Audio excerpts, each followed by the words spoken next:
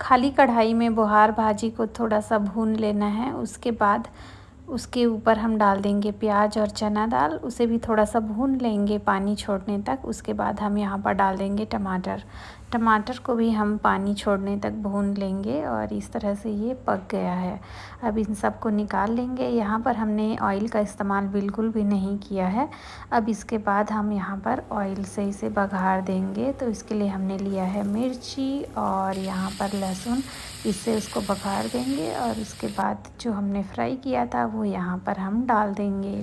यहाँ पर हमने डाल दिया है नमक और यहाँ पर फेटा हुआ दही भी डाल देंगे, इससे इसका टेस्ट बहुत अच्छा आता है।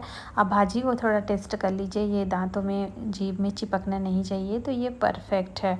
और जब ये पानी सूख जाए तो ये हमारा बनकर तैयार है। इसे बुहार भाजी को अलग अलग तरीके से बनाया जाता है, इमली के साथ और खट्टी चीज़ों के साथ। तो यहाँ पर हम बासी में एंजॉय कर रहे हैं बुहार भाजी।